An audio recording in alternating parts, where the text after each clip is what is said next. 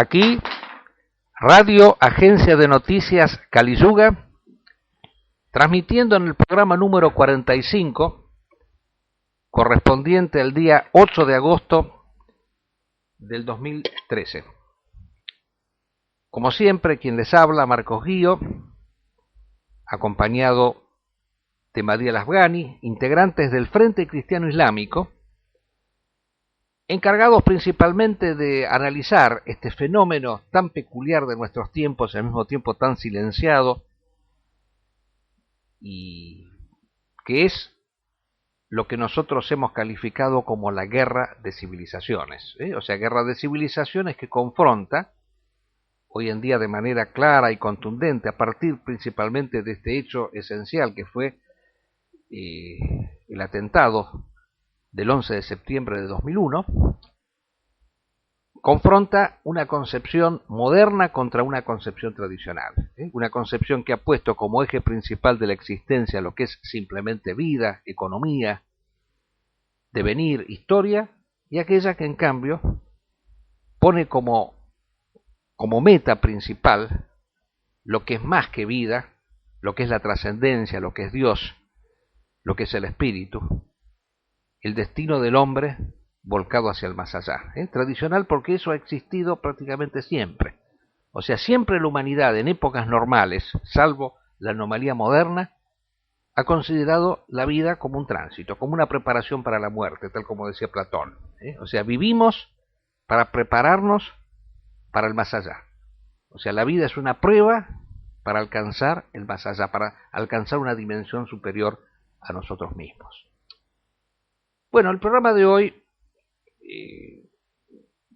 va a estar, digamos así, caracterizado, como siempre, por una parte doctrinaria y una parte ya relativa a los acontecimientos, que cada vez son mayores, y que, bueno, nos van a obligar a hacer algunas modificaciones temáticas, puesto que han sucedido demasiadas cosas en estas últimas horas, como para que nosotros, no digo que perdamos el tiempo, todo lo contrario, ¿no? Pero hay cosas que se pueden decir en otros momentos, y otras que es necesario decirlas ahora. La guerra de civilización, vamos a empezar por los hechos concretos, al revés de lo que hacemos siempre, cuando hacemos un pequeño raconto previo al desarrollo del programa. Muchos acontecimientos han sucedido en estos días, en esta semana que ha pasado. ¿Cuáles son los principales temas? Bueno, yo creo que el tema principal tiene que pasar por Siria, esta vez. No sé si me equivoco, Madí, pero evidentemente es el tema principal. Porque Siria ha roto un poco todos los esquemas. Los esquemas pasaban por considerar que la guerra que es imposible hoy en día confrontar con una gran potencia como los Estados Unidos y Europa, que algunos la califican como la potencia atlantista, si no se tiene el sostén de alguna otra superpotencia similar o de algo que se aproxime a ello, y que, bueno, hoy en día los que necesitan sostenes y puntos de apoyos y que no pueden de ninguna manera llevar a cabo una verdadera guerra de civilizaciones, buscan un auxilio en esta categoría fantasmagórica que es Eurasia, en pocas palabras Rusia. Se necesita de Rusia para poder defendernos de Norteamérica, esa es la idea que existe actualmente. Pero en Siria se demuestra todo lo contrario,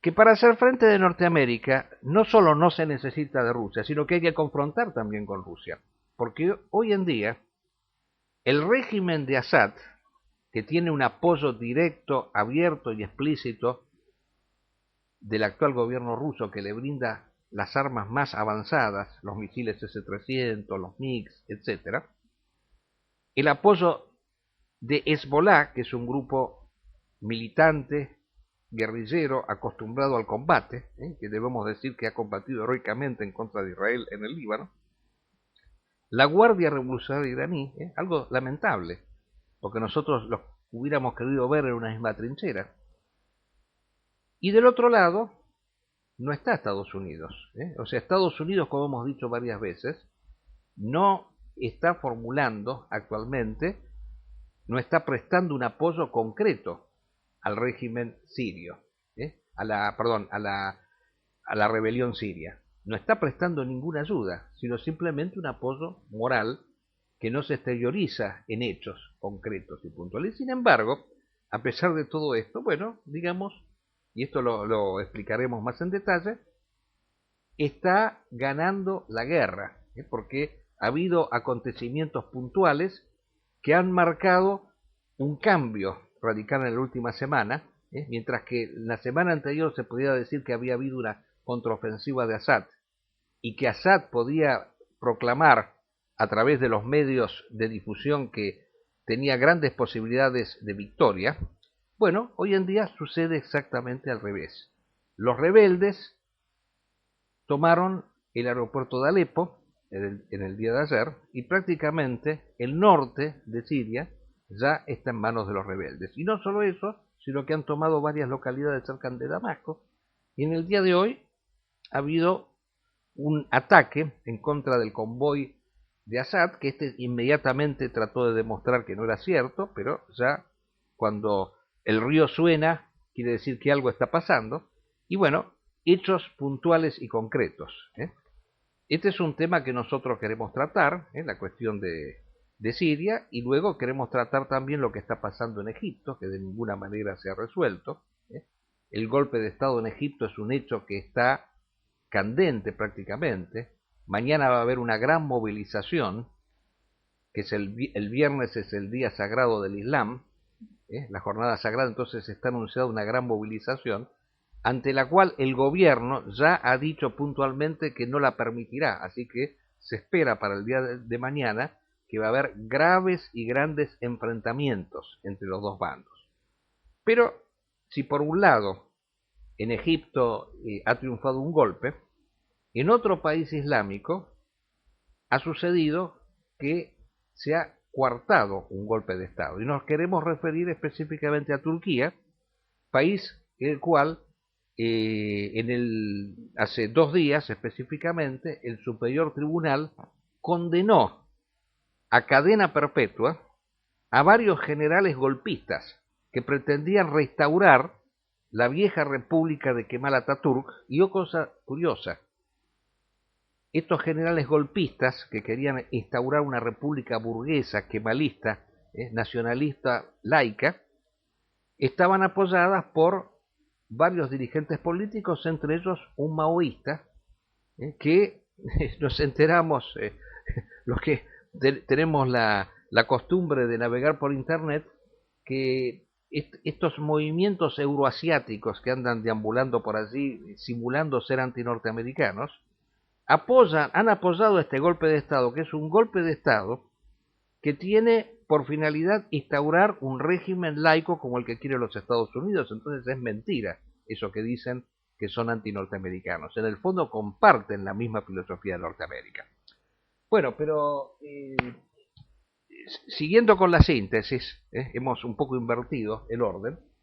El otro tema que nosotros vamos a tratar en el día de hoy es la parte doctrinaria, y nos referiremos a un texto escrito por nuestro permanente colaborador de San Carlos de Bariloche, Julián Ramírez, el cual ha escrito un texto sobre el tema de la Guerra Santa, que es una continuidad del anterior, y esto nos va a dar pie después para decir 2 o 3 cositas de la temática del racismo visto desde un punto de vista tradicional, porque nosotros queremos, digamos así, limpiar totalmente el pensamiento tradicional de lo que son ciertas vertientes nazis o neonazis que han estado deambulando actualmente y que han querido confiscar para sí autores tradicionales, como específicamente el autor tradicional Julius Evola, del cual nosotros lo tomamos como mentor doctrinario principal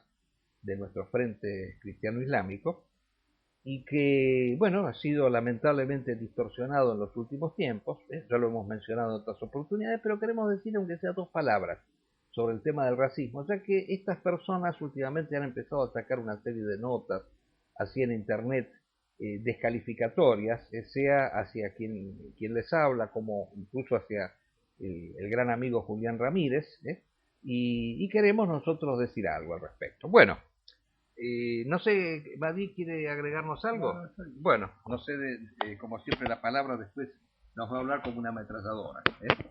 Y queremos empezar directamente por el texto de Julián Ramírez, que se titula...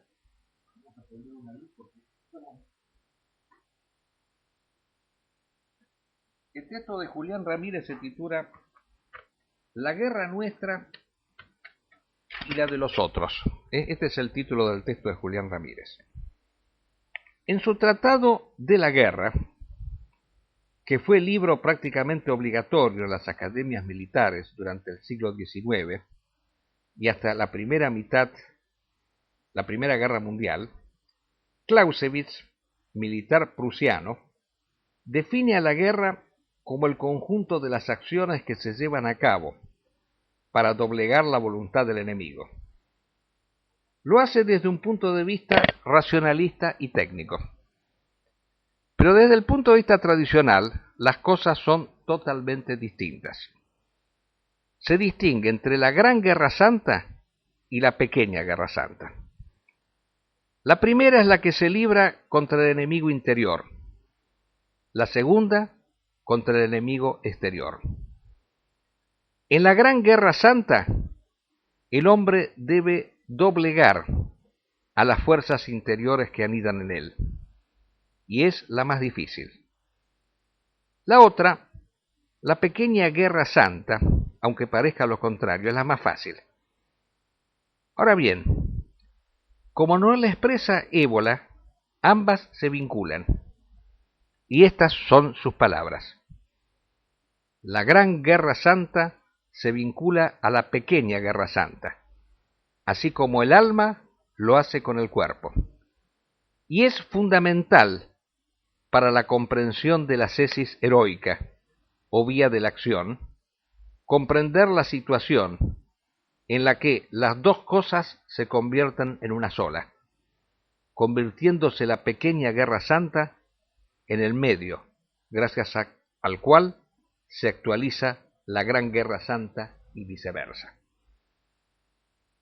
Esto es fundamental para comprender la esencia de las guerras actuales. Por un lado, la jihad de los fundamentalistas islámicos, es decir, la unidad del cuerpo y el alma, de las dos guerras, la grande y la pequeña. Por el lado de los modernos, en cambio, una guerra corporal, física, material, tecnológica, desprovista de alma y de espíritu. Y esta es la superioridad de la Guerra Santa. Cuenta con armas invencibles, porque el espíritu es superior, y la voluntad de quienes los llevan no puede ser doblegada. ¿Conoce alguien a persona alguna que en estos tiempos ofrenda su vida o esté dispuesta a hacerlo invocando la Constitución, la democracia o los derechos humanos? Por este motivo fracasarán las tentativas yanquis de organizar ejércitos mercenarios como están haciendo en Irak y Afganistán después de 12 años de guerra. Únicamente les quedará la fuerza bruta de la tecnología, como son los drones, pero esa también será vencida. Napoleón, que entendía mucho de cuestiones bélicas, dijo: en el mundo hay dos fuerzas, la espiritual y la material. A la larga, la primera vence a la segunda. Llamemos también la atención sobre la gran hipocresía del mundo moderno. Mientras se predica la paz por parte de Estados Unidos, Unión Europea, Rusia, China, Naciones Unidas, cristianos, liberales, marxistas, el Papa y muchos otros, sin exceptuar las manadas de políticos, quienes en cada rebuzno nos hablan de paz y democracia, todos ellos hacen un frente común contra los únicos guerreros que hoy sostienen la causa de la tradición. y un párrafo sobre los movimientos identitarios y pseudo-ebolianos que asoman en Europa. Adoptan la peor de las posiciones, miran hacia otro lado, como el yandú, ave corredora de nuestras pampas, que cuando tiene miedo esconde la cabeza bajo tierra, así no ve ni oye. Bueno, este ha sido el texto de Julián Ramírez. No sé si nos quiere decir algo. Sí, indudablemente brillante la interpretación de Julián Ramírez. Excelente, muy bueno. Naturalmente, el hombre occidental, el hombre de la modernidad, no puede ir más allá o no quiere ir más allá. No es capaz de comprender que es un mártir, no un terrorista suicida, que es un musulmán piadoso, no un fanático, porque ellos se caracterizan por el racismo, el fanatismo, el sexismo y la explotación económica y social. Esos son sus criterios, no hay otros criterios. En ese contexto, todo lo que dicen es mentira. Cuando la sociedad no tiene elementos que están dispuestos al martirio, al heroísmo, es porque es una sociedad mediocre, es una sociedad inferior. Y esa es la sociedad moderna. Nadie quiere sacrificarse él. Todos pretenden que se sacrifique otro. Es muy común escuchar entre los argentinos y particularmente entre los porteños: a esos deberían matarlos, ¿no? En este caso a los musulmanes, por ejemplo. Pero a esos debería matarlos otros.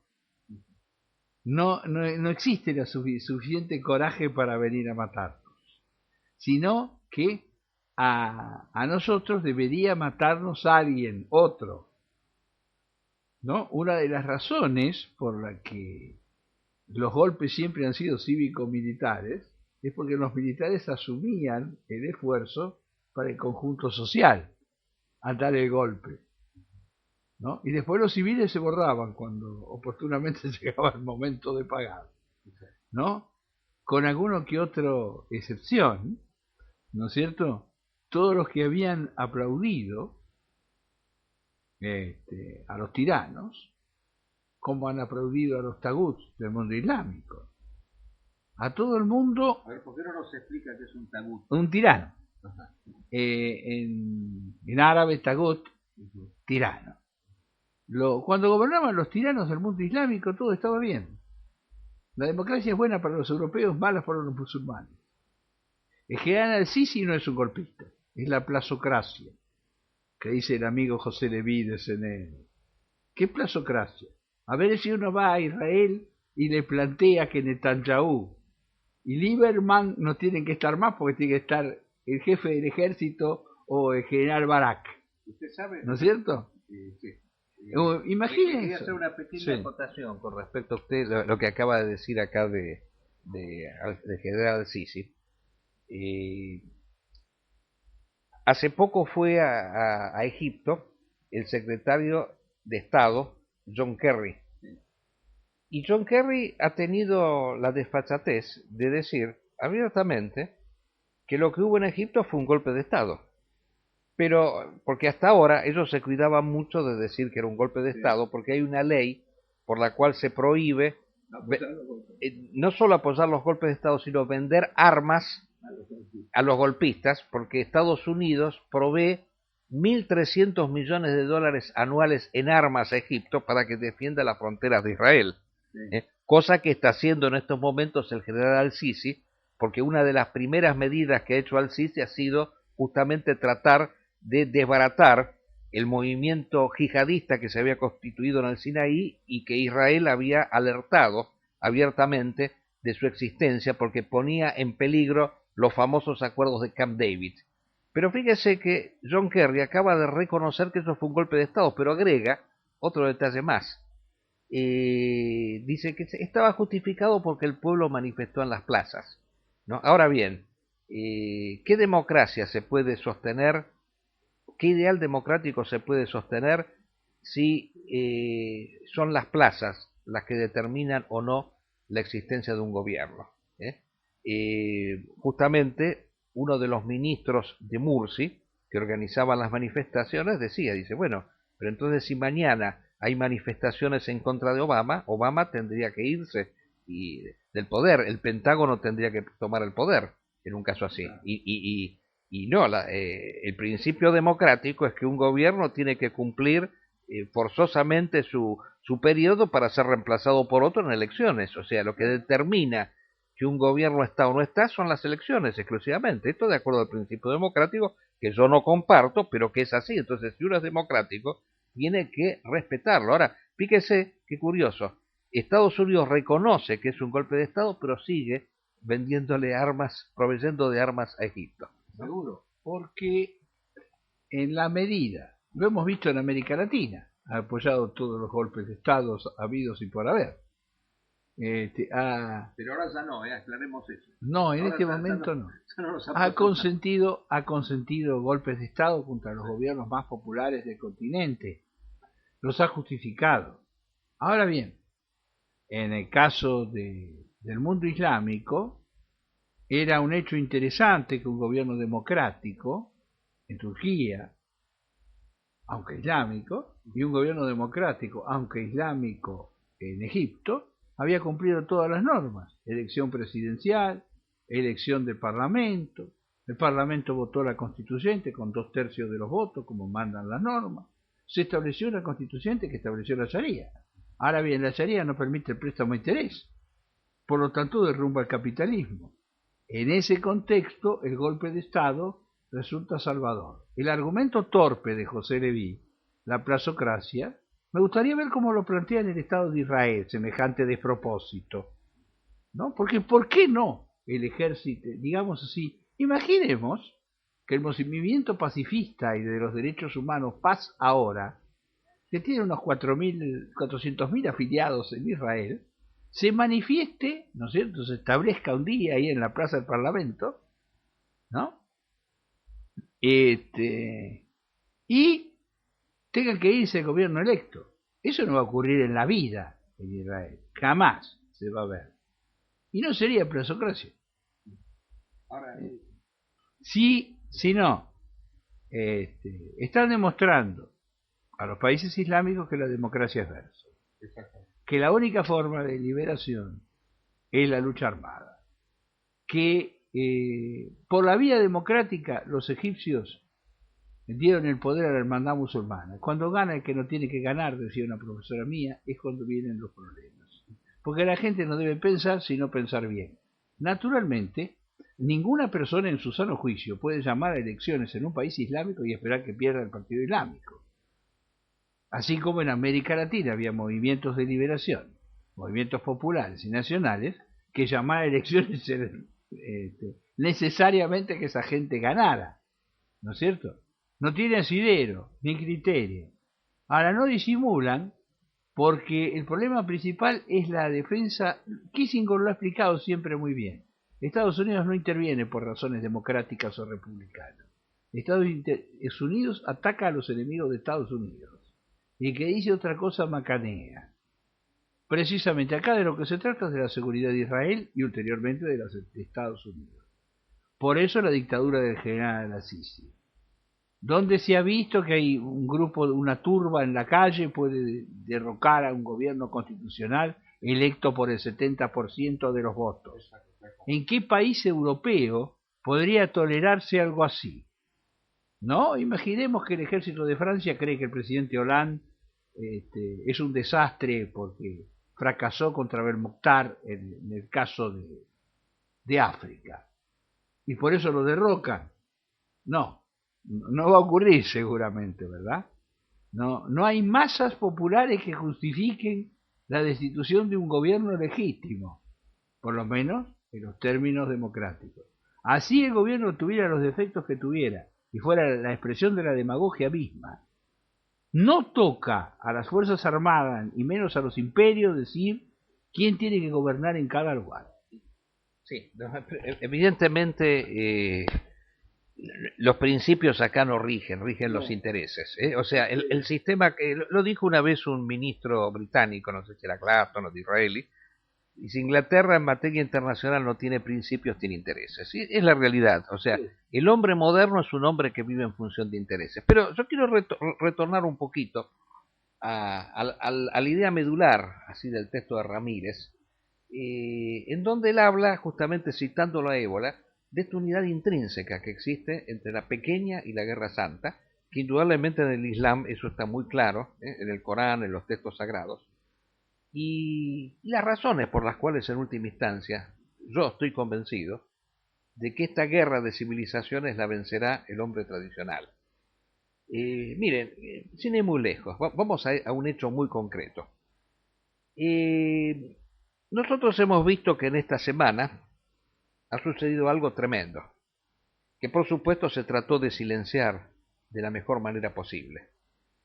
Resulta ser que Estados Unidos cerró 22 embajadas en todo el mundo, en los principales países de los denominados conflictivos. Europa lo imitó también, cerró también embajadas, y se abrió un profundo debate con respecto al tema de si realmente Al Qaeda había sido o no derrotado, especialmente luego de la muerte de Osama Bin Laden en el año 2011. Como nosotros sabemos, hace 2 años murió Bin Laden en ese famoso ataque de Abbottabad. Obama dijo, en su momento se terminó Al Qaeda. Ahora, este hecho singular, que después se supo que fue porque se pudo detectar, aunque no hay muchas precisiones, una conversación de Al-Zawahiri manifestando de que en esta semana que ha transcurrido o en estos días se tenía que producir un hecho muy importante. Se habló hasta de un cierto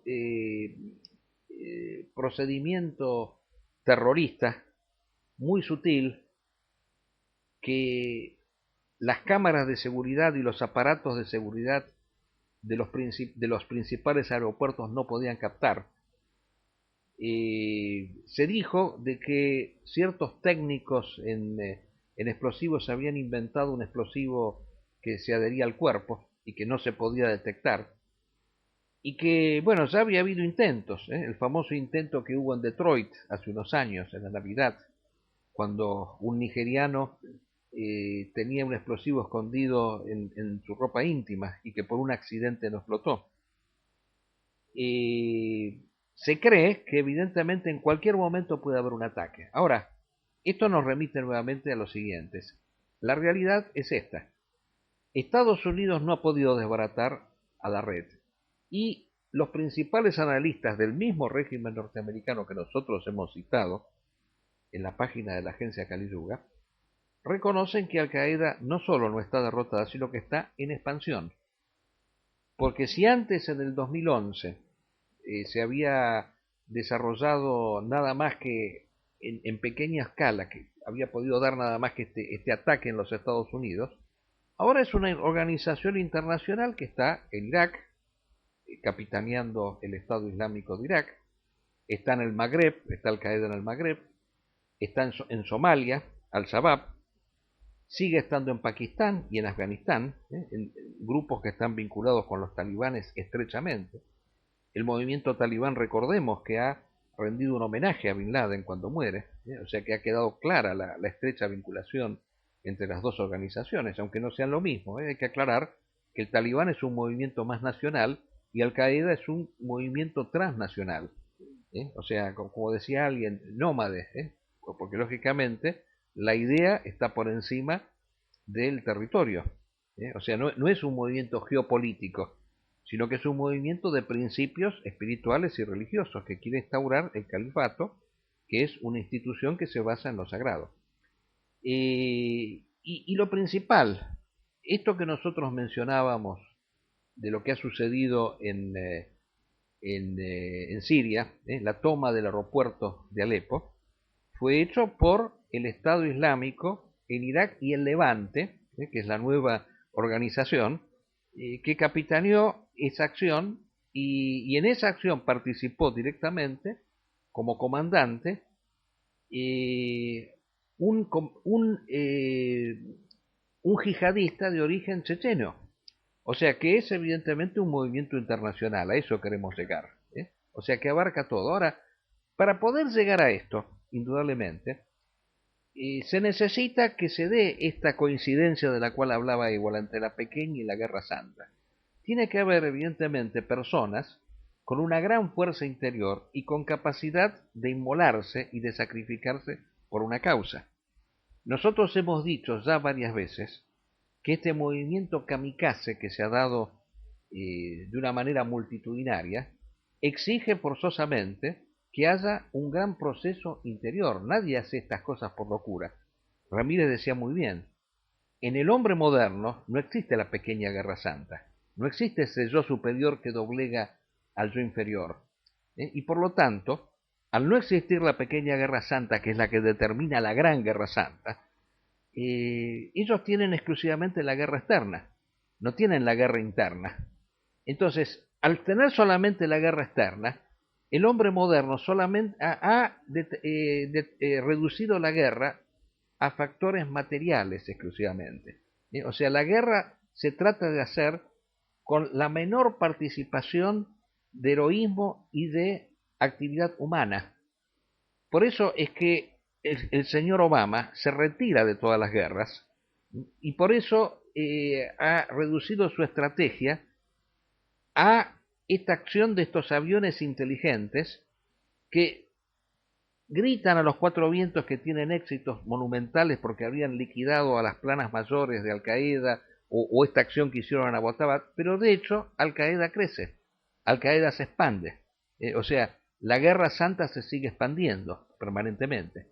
Y además de todo, además de que estas acciones se hacen con prescindencia del humano, las veces que Estados Unidos hace participar soldados en la guerra, nos encontramos con que los norteamericanos que han ido al frente de combate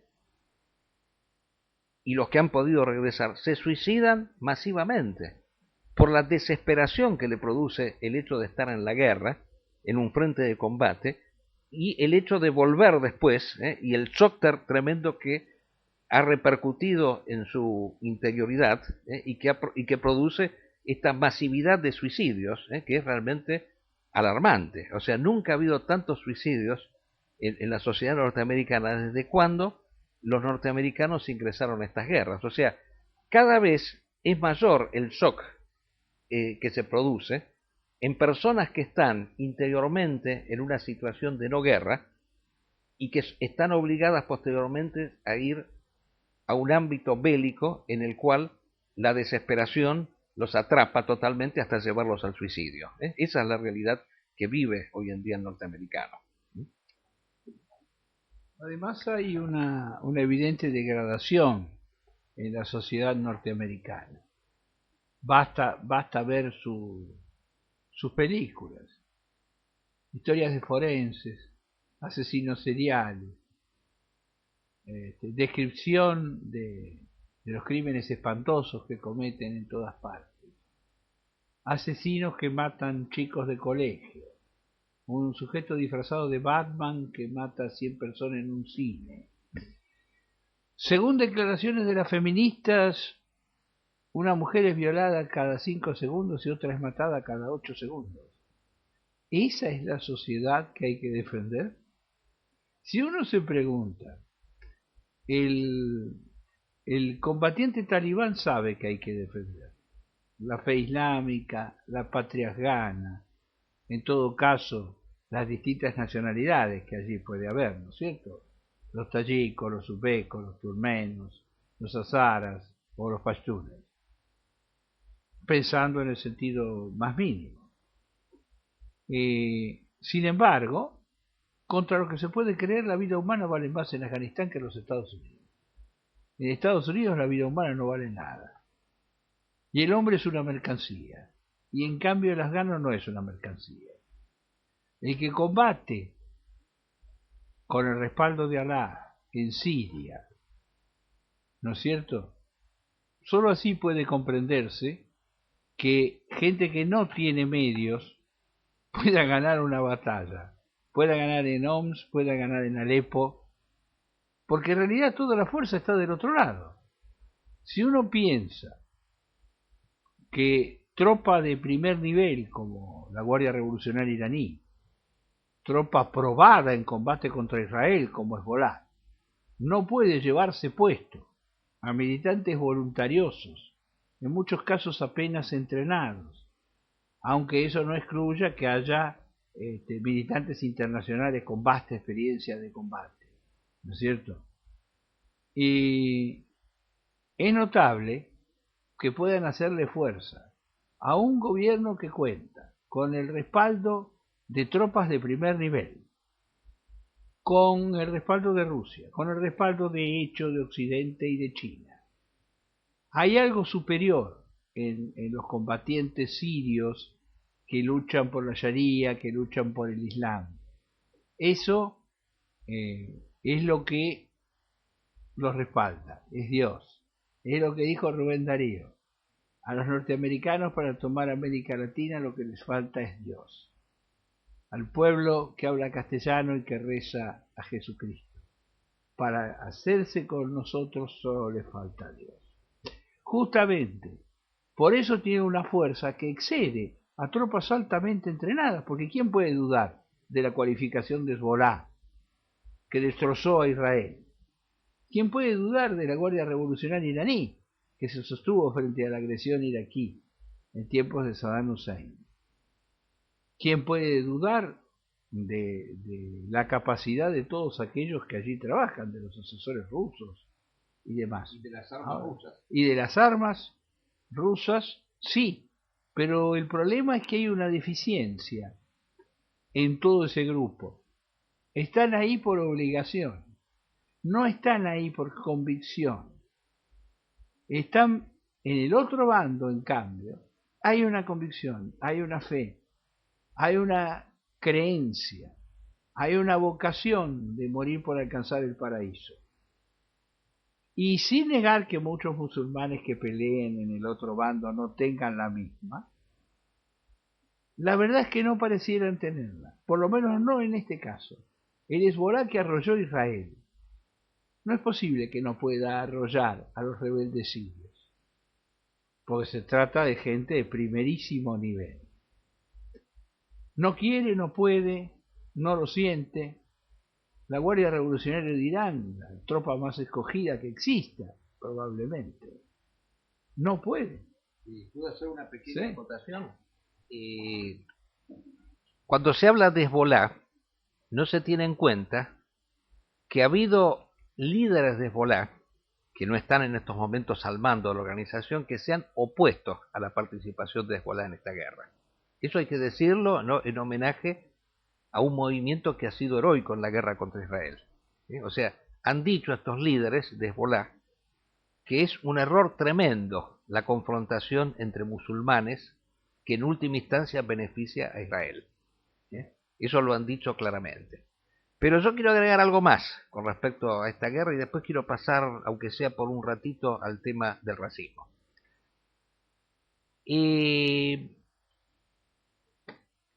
Una de las preocupaciones que han tenido el mundo moderno, cuando hablo de mundo moderno englobo todo, Rusia, Estados Unidos, Israel, todos, hay que ponerlos todos juntos. Es falso que unos son los atlantistas, los otros los euroasiáticos, son dos caras de una misma moneda. Ha sido justamente eso, de Al-Qaeda avanza.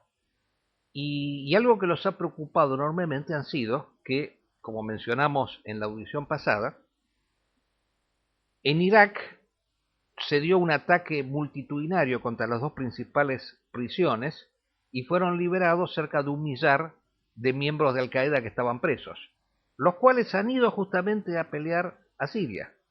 Así que, en gran medida, este movimiento multitudinario y combativo no han sido solamente jóvenes con poco entrenamiento, sino que han sido militantes de mucha organización. Y en Pakistán hubo una acción similar también. También fueron liberados unos 300 presos de las prisiones en acciones simultáneas. Entonces, Si no se puede garantizar la seguridad en las prisiones, evidentemente la crisis que tiene el sistema es muy grande, es grandiosa.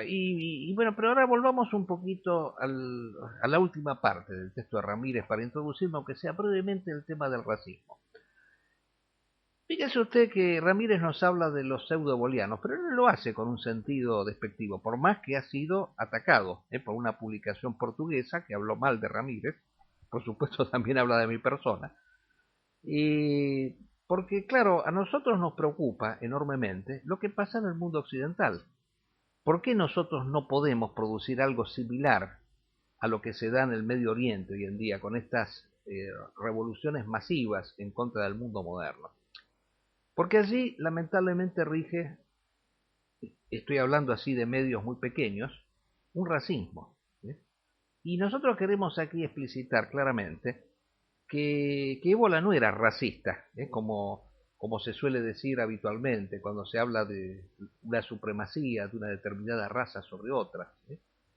Ébola no era nazi, concretamente, por más que Ébola colabore en algún momento con el régimen que existía en ese momento, pero en Ébola había como una distinción clara entre lo que podía ser un espíritu tradicional que estaba presente a pesar del nazismo, movimiento con el cual él no comparte para nada el racismo, porque ser racista, para decirlo de una manera sencilla, no es muy distinto de ser marxista, o de ser freudiano, o de ser historicista, porque ¿qué es lo que tiene el racismo? El reduccionismo, es reducir el hombre a una determinada instancia material, que puede ser la raza. Y estas personas que se dicen ebolianos han hecho como una clasificación de la humanidad, por la cual consideran que en el hombre existen tres dimensiones: la psíquica, la física y la espiritual. Eso lo decía Ébola y bueno, desde ya pertenece al pensamiento tradicional. Pero partiéndose de una premisa racista, se considera que solamente algunas razas tienen espíritu. Que por ejemplo los negros no tienen espíritu, los semitas tampoco tienen espíritu. O sea, el espíritu sería algo propio de una determinada raza, que sería la raza a la cual ellos pertenecen, que ellos llaman pomposamente raza indoeuropea. Pero aquí habría que aclarar que cuando Ébola hablaba de indoeuropeos no se refería para nada a los europeos actuales. Son una cosa muy distinta.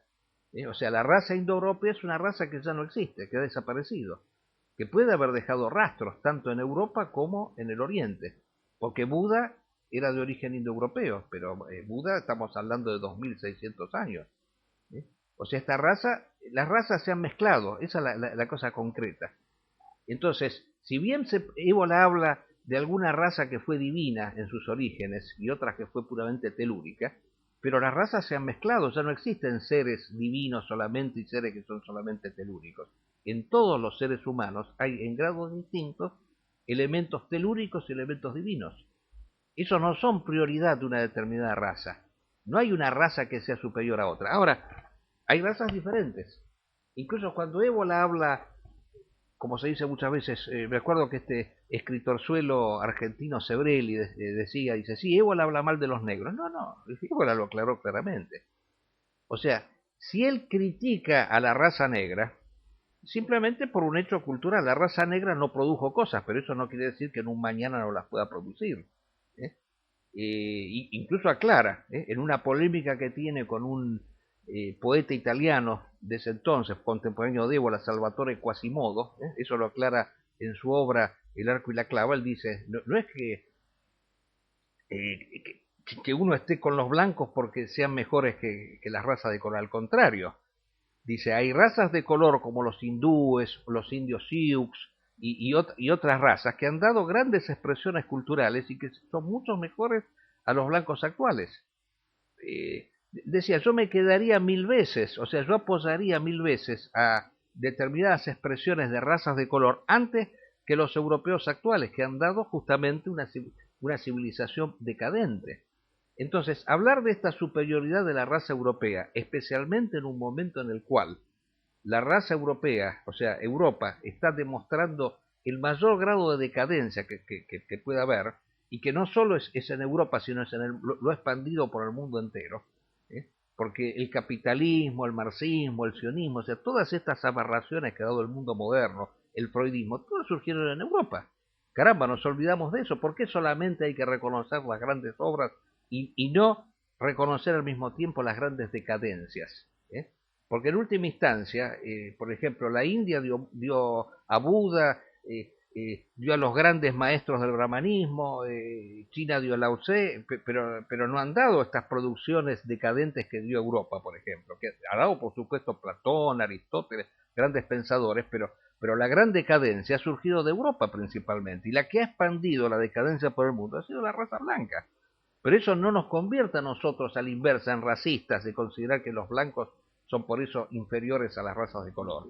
En todas las razas hay elementos superiores y elementos inferiores. Y eso igual lo dice claramente.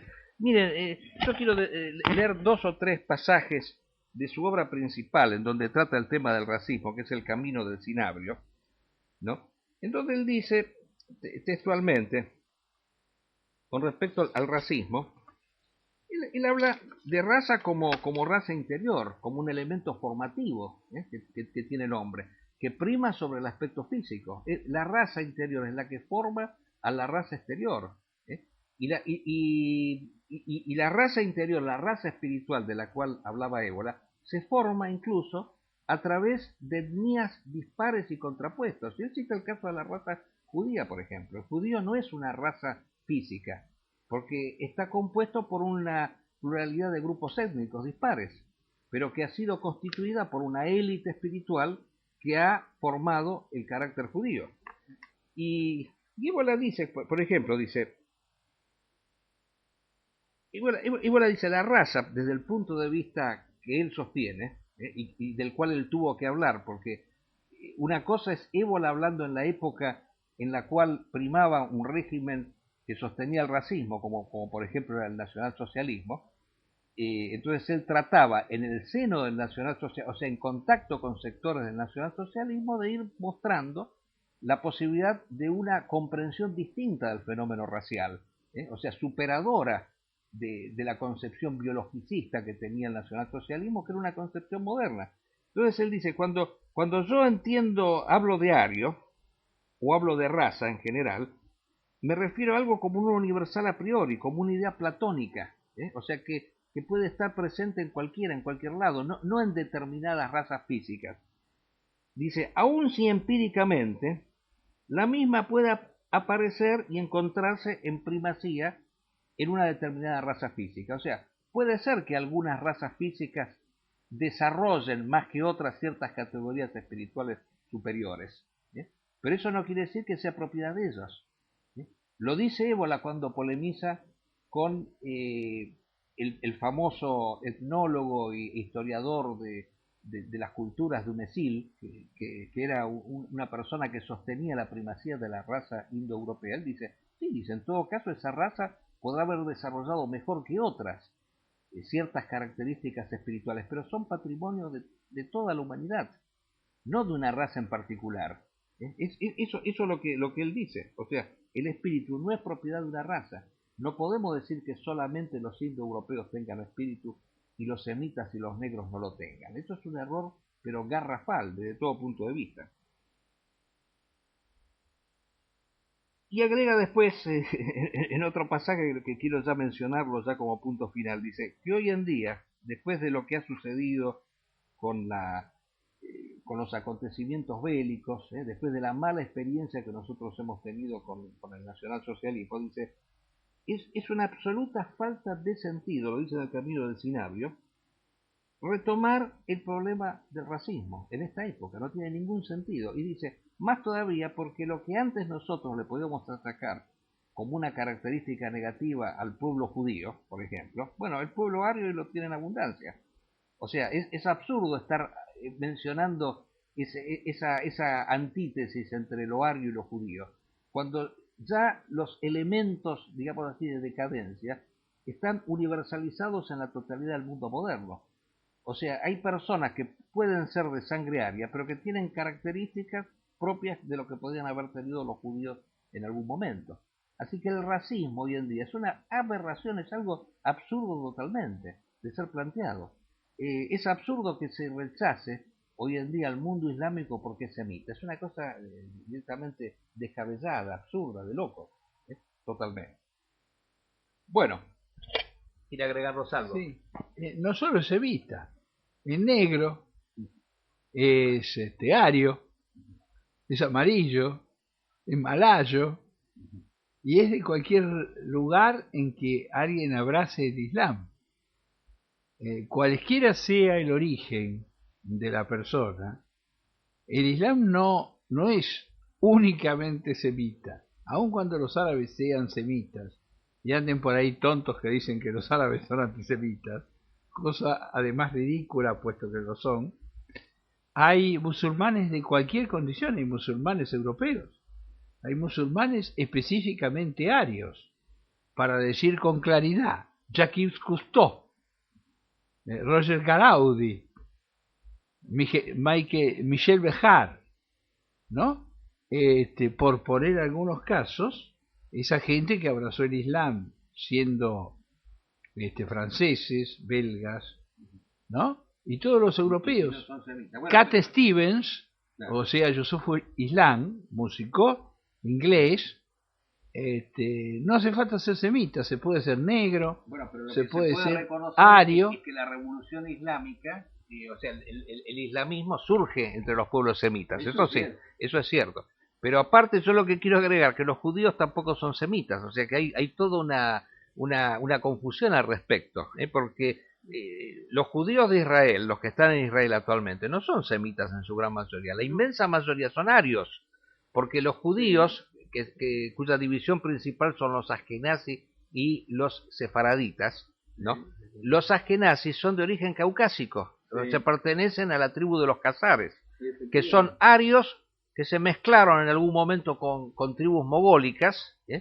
Pero esas mezclas de arios con otras razas se dieron en todas partes, se dieron en Europa en abundancia, el pueblo español se mezcló, eran celtas pero que se mezclaron también con los árabes que invadieron por 8 siglos el territorio español, o sea, hay algunos que llegan a sostener que los españoles se mantuvieron puros y no se mezclaron nunca con los árabes que los invadieron, pero la realidad es esa, o sea, Europa está repleta de mezclas, de hibrideces, así que semitas puros propiamente, así como no hay arios puros, tampoco hay semitas puros, y el Estado de Israel, justamente, la mayoría son judíos askenazis, que son de origen ario europeo, claro, ¿no? Que son cázaros. Y que son cázaros. Y hoy en día los judíos, y particularmente los sefaradíes, discuten la judeidad de estas personas que abrazaron el judaísmo hacia el año 970 después de Cristo. Claro, porque la tribu de los Khazar, sí. Citó rey, a un rabino, sí. Un cura católico y un ortodoxo, sí. Y se resolvió por el judaísmo y abrazó el judaísmo y todo el mundo con él. La mayoría de los judíos europeos, ciertamente, por perfil, por aspecto y demás, recuerdan a los pueblos arios, ¿no es cierto?, o indoeuropeos, ¿no es cierto?, mucho más que a los pueblos propiamente semitas. Por otra parte, el verdadero término ario, en realidad, en la India, se utiliza para el brahman que es sacerdote, puesto que ario quiere decir nacido 2 veces y no se relaciona con ninguna raza. Para decirlo estrictamente, según los hindúes, el brahman, la persona nacida brahman, que es sacerdote, ¿no es cierto?, se llama entonces ario, que quiere decir el que nació 2 veces. Porque nació físicamente y nació luego espiritualmente. Bueno, es un tema larguísimo y que desde ya no lo damos por agotado, pero simplemente lo hemos querido mencionar porque, bueno, ya realmente hasta causa gracia a veces ciertos argumentos que se dan de que solamente los indoeuropeos tienen el Atman y los semitas no lo tienen, y que incluso hasta se llega a decir que los indoeuropeos varones tienen el Atman y que los indoeuropeos mujeres no lo tienen. Eso es una cosa ya que realmente subleva totalmente, ¿no? Y causa gracia que ellos, digamos así, tengan actitudes tan negativas hacia esta revolución fundamentalista islámica, por cuestiones raciales principalmente, porque consideran que los semitas nunca pueden llegar a desarrollar una espiritualidad, ¿sí? Porque dicen, los semitas, así como hay tres principios, lo psíquico, lo neumático y lo físico, dice, los semitas alcanzan lo físico, los negros ni siquiera lo psíquico, están en un plano puramente material. En cambio, los indoeuropeos tendrían esa dimensión superior, que insisto, es ridículo hoy en día, observando lo que es la sociedad europea, una sociedad volcada totalmente hacia el consumo, pensar en estas cosas. Ahora, yo quiero hacer una última acotación. Decir esto no quiere decir que uno esté de acuerdo con las mezclas raciales, porque a veces nos han achacado eso, sí, porque ustedes no quieren el polting plot, o sea, la mezcla de razas. No, de ninguna manera. Nosotros consideramos, y de eso estamos de acuerdo con Ébola, que la mezcla racial en un momento de decadencia es contraproducente. Lo mejor es que los europeos sigan siendo europeos, los negros sigan siendo negros y los semitas sigan siendo semitas, que no haya mezclas donde hay decadencia. La mezcla racial es positiva cuando la raza interior es fuerte, pero hoy en día que no hay raza interior, que el hombre europeo carece totalmente de espíritu, una mezcla racial profundiza más su decadencia. Entonces, yo estoy en contra de las mezclas raciales de la misma manera que estoy en contra de los procesos inmigratorios que ha habido en Europa. O sea, las razas tienen que mantener su carácter autóctono desde un punto de vista espiritual. Es bueno, porque es la manera por la cual, si una raza se mantiene, digamos así, autóctona, es la mejor manera como esa raza alcanza su espiritualidad. Hay maneras distintas de alcanzar la espiritualidad. No es lo mismo vivir la espiritualidad desde un plano ario que desde un plano semita. Indudablemente hay diferencias. El ario establece mayores cercanías entre lo humano y lo divino, y el semita establece mayores distancias. Pero en los dos casos hay espiritualidad, son formas diferentes de espiritualidad.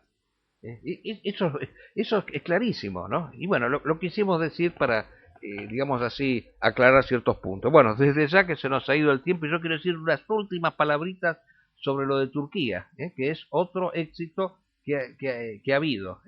Haber logrado desbaratar un golpe de Estado que quería restaurar una república secular y laica en Turquía es un paso muy importante, a pesar de que reconocemos que este régimen que hay en Turquía no es un régimen como podían ser el movimiento talibán o lo que podía ser Al-Qaeda o lo que podía ser el fundamentalismo islámico. Pero es un paso adelante porque en Turquía ya se está empezando a sostener la necesidad de implantar la Sharia. Eso me parece esencial. Se prohibió el alcohol y se permitió el velo. Bueno, eso se prohibió el alcohol. Y se prohibió el alcohol. O sea, que ha sido exacto, y eso ha generado la reacción de los kemalistas, de los ataturquistas. La marcha de borrachos con botellos en las manos. Hubieron en Turquía ese ridículo en un país islámico, ¿no es cierto? Porque los kemalistas podrán defender muchas argumentaciones. Ahora, los kemalistas no pueden sostener el alcoholismo, que es un grave problema en Occidente donde se lo combate. Curiosamente, se combate el cigarrillo, el alcohol, la droga. Ahora parece que ser borracho en Turquía está bien, ¿no? Es medio ridículo, ¿no? Además, el gobierno es perfectamente legítimo en los términos democráticos, ganando 3 elecciones sucesivas por más del 50% de los votos.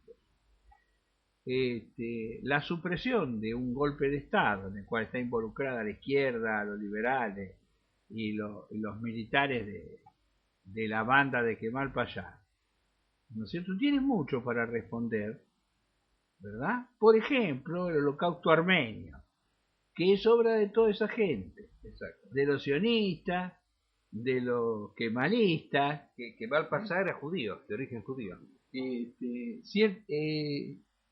No me queda, discúlpenme, sí, pero no me queda claro, pero sí, el ministro de Defensa, que fue muerto por un armenio en Alemania en 1922, de los 22 jóvenes turcos, 8 eran judíos marranos. Es decir, porque hay un marranismo cristiano y hay un marranismo islamista, ¿no? O sea, de gente que se había convertido al Islam, pero se conservaban judíos. El ministro fue muerto por una víctima armenia. El producto del kemalismo y el progreso del kemalismo es la expulsión de los griegos orientales que por 1000 años vivieron en Turquía, la ejecución pavorosa de los armenios en el famoso holocausto armenio, y esos son los logros del kemanismo. El cierre de las mezquitas, la prohibición de las escuelas sufí, eso es la obra del kemanismo, la conversión de una nación islámica en una nación laica. Como eso no se pudo sostener, ¿no? Ahora pretendían hacerlo aparentemente por un medio ilegal. Bueno, y como último detalle, digamos que cuando fueron condenados a cadena perpetua, todos esos militares y políticos golpistas, los abogados defensores se levantaron luego de la condena y al unísono gritaron: somos soldados de Kemal Atatürk. O sea que con eso queda perfectamente claro. Menudo problema Sí. De Kemal Pasha, porque Atatürk significa padre de todos los turcos, y ese personaje inmundo no es el padre de ningún turco. Esa es la negación de los turcos.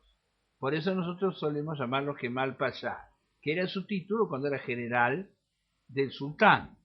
Es un personaje lamentable de la historia del Islam, que merece mi condena y la de todos los religiosos, ¿no? Como merece mi condena a todos sus crímenes, que también, de lo cual también fuimos víctimas los musulmanes, bajo su régimen dictatorial y el de sus continuadores.